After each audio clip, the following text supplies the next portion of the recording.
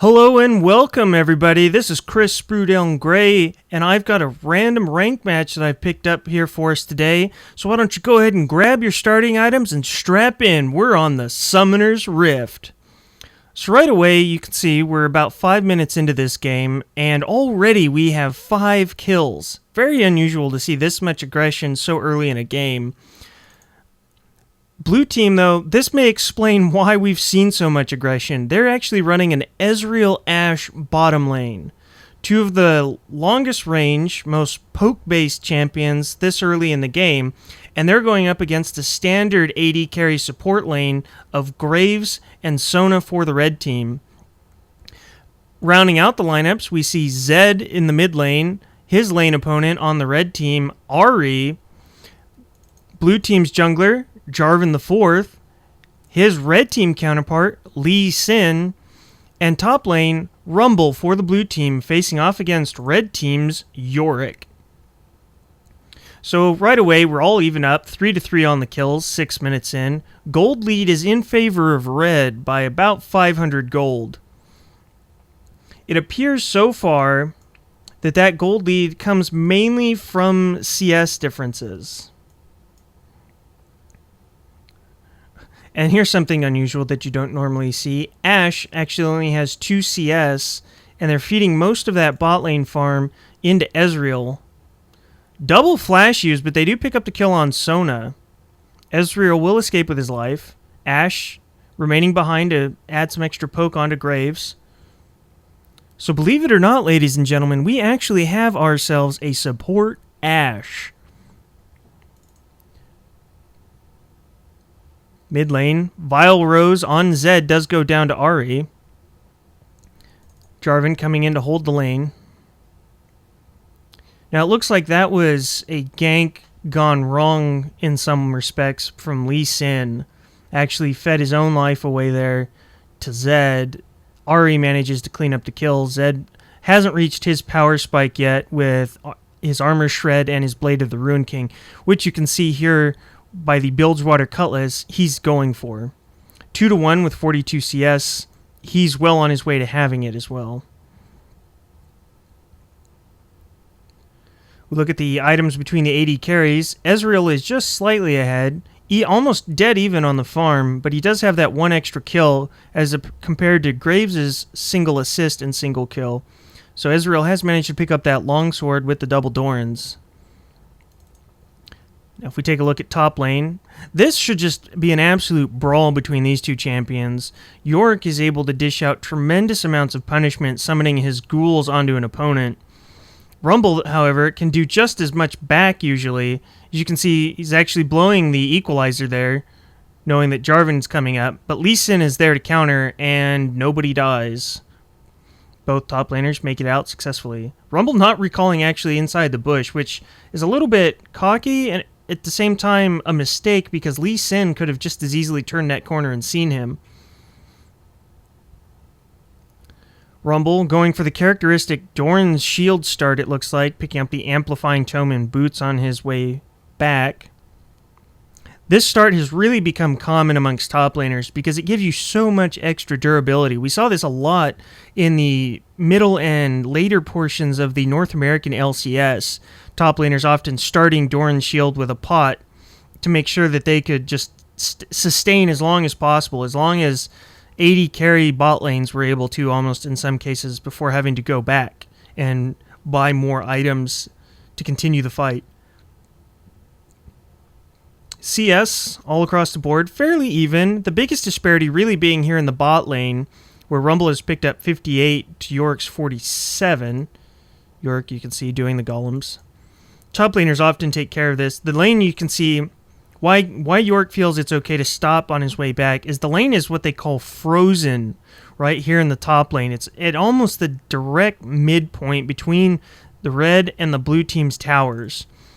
So it's not in any danger to his tower, and it's also not pushed far enough forward that he can engage on the enemy or he doesn't have to fear for a counter gank. So he's got time, basically, is what it boils down to. Yorick had time to do those golems, and he can't engage out here on Rumble. Rumble is just bossing York around. So what York is really wanting is he wants this creep wave pushed up to his tower so that he can try and last hit with the assistance and protection of this tower. If we head back into the mid lane, Zed, being extremely push-oriented this game, going to pick up these wraiths while his tower is up being assaulted by the minions. Lee Sin covering that for Ahri. Pulls off a successful reset of that lane. So now, as you can see, it's a similar situation as to what was going on in the top lane. The minion wave has returned to this midpoint area where it's safe for Ahri to get assistance on ganks. Misses the charm, which that's what they were looking for. If an Ahri lands a charm, it's almost always a symbol that she is going to go in on you, or that her jungler or other assistants can come in and actually go in, go hard, go all in, and get that kill.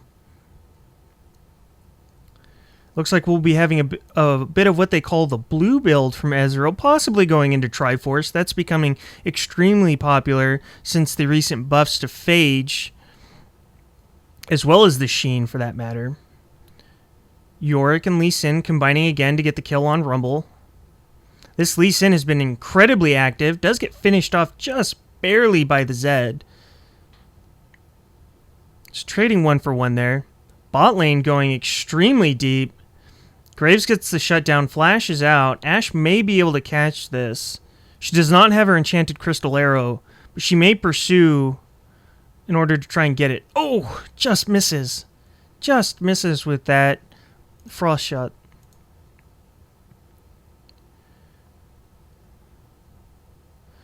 So this bot lane, Ashe is... This is actually something that's a little bit unusual about this bottom lane, the way it's set up here. Normally, when the AD carry dies or has to go back, the support's just picking up last hits to try and freeze the lane.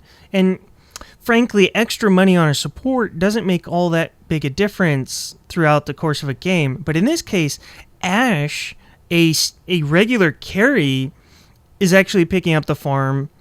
So she actually becomes more dangerous, significantly more so, the more farm she gets. Now, she's only picked up 16 CS, to be fair, but she does have that Philosopher's Stone, so she will be passively picking up gold.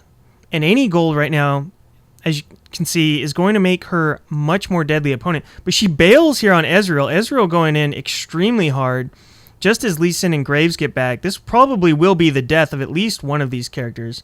Ezreal makes sure to trade his life back, 1-for-1 at least, but he did only trade for a support, which you never want to trade your marksman carry for the enemy team support, because the support getting shut down really doesn't matter in most cases.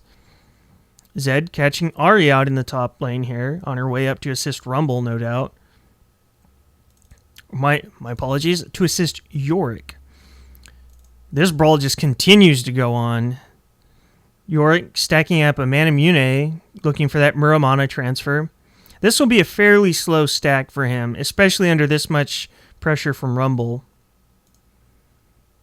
And I have no idea what happened down here. Jarvan goes in, Graves comes out almost at full life, takes him out under turret too.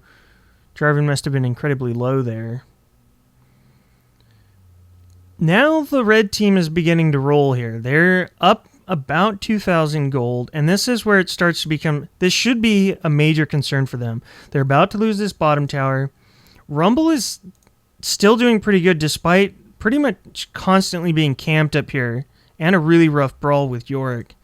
But this 2,000 gold and a 401 Graves, who's 20 CS up on his direct counterpart, is just going to become a monster.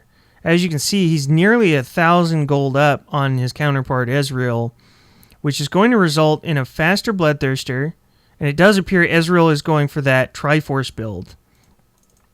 So it's sort of a hybrid blue standard carry build that he's going for. And what I say blue build is that name came from the fact that most of the items that were used were literally, their icons were colored blue, but it was a very kite-centric sort of prolonged fight style that it required, and it almost never seemed to work when you were playing from behind, because it used a number of stacking items and depended on you being able to out-kite your opponent's damage without, one, being caught, and two, having your entire front line killed off.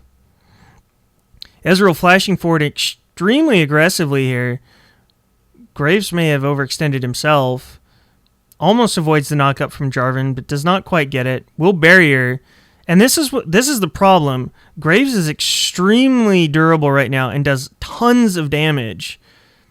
Lee Sin not choosing to go in. Jarvan does pick up the shutdown. Lee Sin, oddly enough, kicks him away instead of backwards. So, bit of a misplay there from Lee Sin. I really think Red Team could have picked up the double kill there. Instead, they don't lose anybody, and Blue picks up a double kill. Good shutdown there on to the Zed. York actually using his ultimate to ensure that he comes back from the grave just long enough to get that kill and trade himself 1-for-1. So an absolute brawl we have in this one, almost 16 minutes in, 12-10 on the kills in favor of Blue Team still. And Ahri's going in extremely hard, should get this, does get it. Will tank up a couple of extra turret hits for trouble though, but that's of really no concern. There is nobody left here to stop her. And she will teleport back to base. 1-0 the tower score in favor of the red team. And this is really what wins games. A lot of people think we need to get kills, and kills will win us the game. We'll just demoralize the enemy or something to that effect. But really, if you want to ensure victory, solid team play based around objective control is easily right now in this current meta setting the most effective way to ensure a victory. And you can see that red is really just keeping the pressure on these lanes. They've picked up that turret bot lane. Sona gets a nice catch there with that crescendo. Graves will flash to counter Ashe's flash over the wall there. Jarvan comes in, grabs Sona. Sona will flash. Zed, Living Shadows over the wall. Deathmark will go. Lee Sin comes in to protect, but the Deathmark is too much. And if there's anything that's going to counter this incredibly farmed Graves, it is an incredibly farmed Zed. Decent equalizer, does force out the flash. Jarvan will survive. Ezreal also survives. So it's a 1-for-2 in favor of Blue, and Blue will now get the objective. So really what went wrong there for Red Team was they didn't have the vision ahead of making the play. And what that means is that they were trying to get vision, which is where Graves and Sona actually got caught, is coming up here and trying to drop a couple of deep wards, which they successfully got the wards. But then they were out of position based on the rest of their team, and they got picked off by the full 5 of Blue. So they got step 1 of objective control. They tried to get their vision. But then they messed up part 2, which is you have to be with your team or within easy reinforcement range. Because if you're just going out and trying to do your own lone wolf thing, or maybe out with just a partner, and you get caught by the full enemy team, that's the easiest team fight in the world to win, no matter how farmed your Graves is. So if Red wants to continue this objective control game that they've started playing, they really need to start keeping players together. They need to be roaming in 3s, 4s, and 5s. And that's where Blue's really making a good play here, is they've been roaming together as at least 3 players, with Ezreal still fairly close by, Rumble making sure Yorick doesn't get anywhere easily. Yorick is now getting pretty strong. His Muramana's about halfway ready. Rumble still just too tanky and still puts out just enough damage to protect himself. Lee Sin could get caught here in the middle. And this is what I'm talking about. You can't afford to keep getting caught like this. Graves and Sona are once again off as 2. And the column actually sees them in the brush, oddly enough, and will chase them, informing Ashe and Ezreal that there were people in that bush. If we take a look here at the gold totals, Ezreal has done a marvelous job of catching himself back up in this game. He is almost even with a Graves that a few minutes ago, about 5 minutes ago, was actually 1,000 gold ahead. Ezreal's soon to actually be ahead because Graves is spending so much time roaming and trying to make plays. Decent equalizer. Ooh, good crystal arrow there. Catches the Ahri. The Ahri will get Yorick ultimate, though, and come back from the grave. Ash gets picked off, so now it's 0 for 2 on the blue team. Jarvan will just barely survive. Red going extremely deep here. Zed comes in, will trade his own life. But now Ezreal's just trying to clean up here. And he will get it. He's going to get the triple. There's the triple kill from Ezreal. And so now it is 5 for 4. An absolute brutalization of these two teams. Ezreal completes the buff transfer. Now has red and blue on himself. And is the only surviving member from either team of that team fight.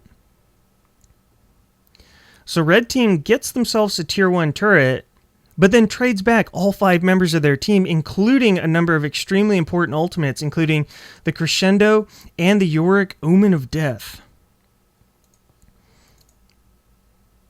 As you can see, not even all of the ultimates were even used. Ezreal never even used his ultimate. Ahri completing the catch of Ashe, though. Red team's still up in this, though. These 3 turrets are accounting mainly for the difference in gold that we see here. Blue team has the single dragon that has been taken this game. We take a look across at the gold totals. Ezreal ahead of Graves. Ashe behind Sona by a pretty fair amount.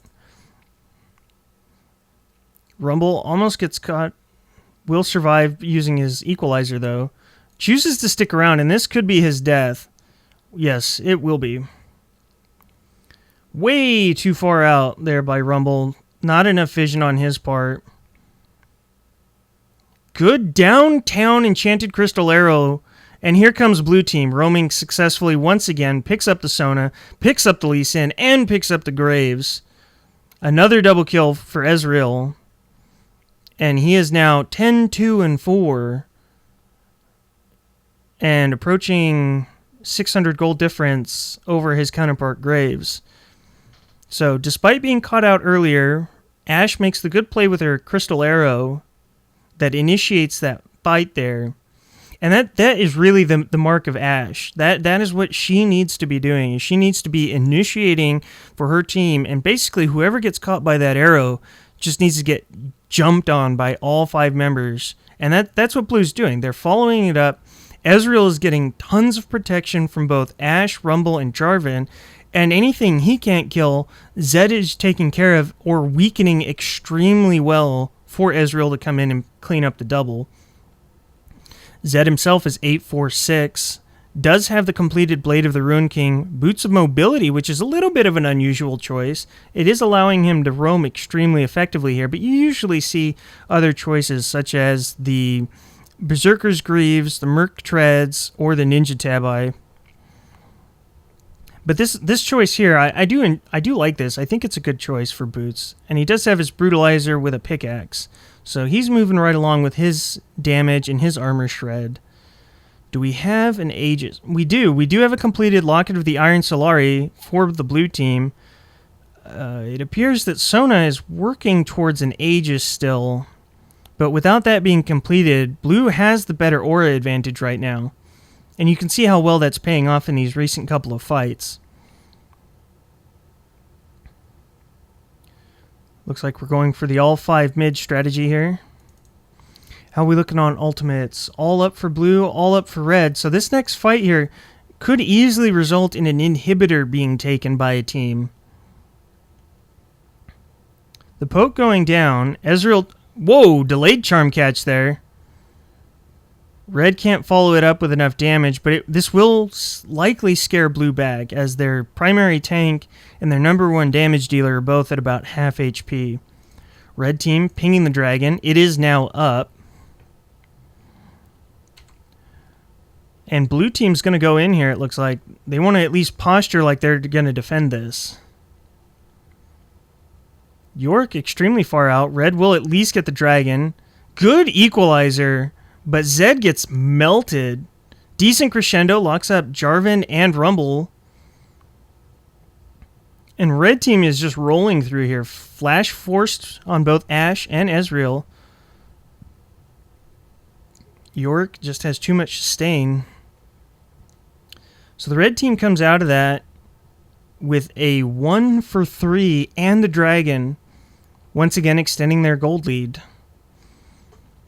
And despite their rather poor team fighting, Red has actually done a better job of controlling these objectives. They're now 1 of 2 for dragons, and they have 3 turrets, which gives them a 2-turret lead over the blue team. This mid turret is really where blue needs to be focusing next, in my opinion. If they want to get their objective control completely under control, they need to take this middle turret out, which is exactly what Ezreal looks like he's going to do here. And what happens when... Oh, he may actually get pushed out. This tower may survive until one more wave at least. And it looks like it will. Graves getting caught. Ezreal ult misses. And Graves will fall, giving a kill to this support Ashe. So anyways, why this middle turret is so important for objective control is that it allows easier motion through an opponent's jungle. There isn't a safe place to immediately catch players moving into your jungle from, and the fallback position now moves closer to your base, leaving this middle pathway that forms a sort of crescent through the 2 jungles open for use. Lee Sin will pick up Zed, and now blue is getting caught out a little bit. Good crescendo to protect herself, but Rumble's going to go deep on this and is going to trade back his life for no gain, effectively. And Ashe also gets picked up by Ahri, the heavy magic damage-based assassin. Now the pings are actually going down for red team on Baron. They might be able to do this until they feed back a couple of kills here. Ezreal picks off Ahri.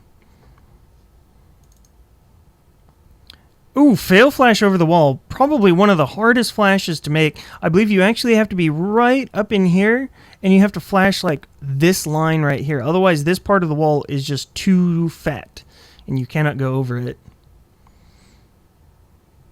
So, red team, having absolute reign of this jungle right now, is going to push up and try and take this tier 2 middle turret.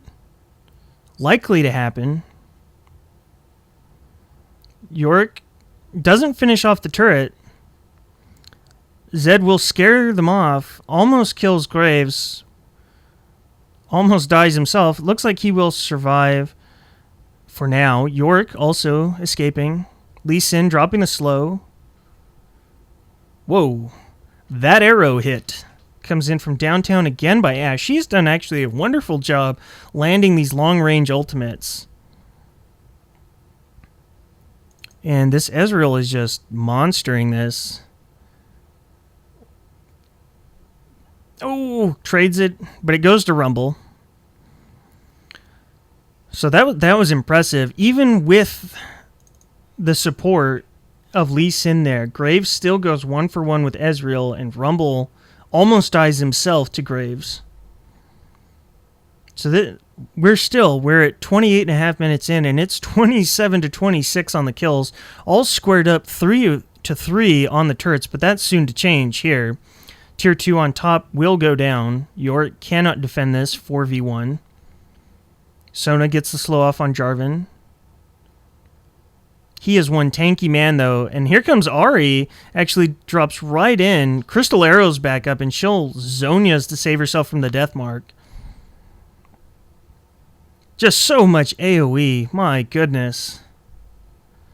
So there's a double kill for Ahri. Almost dies to the golems, oddly enough. And now red is pinging Baron, which they could probably do. There is no countering smite. They know the true shot barrage is down from Ezreal because it just flew past them.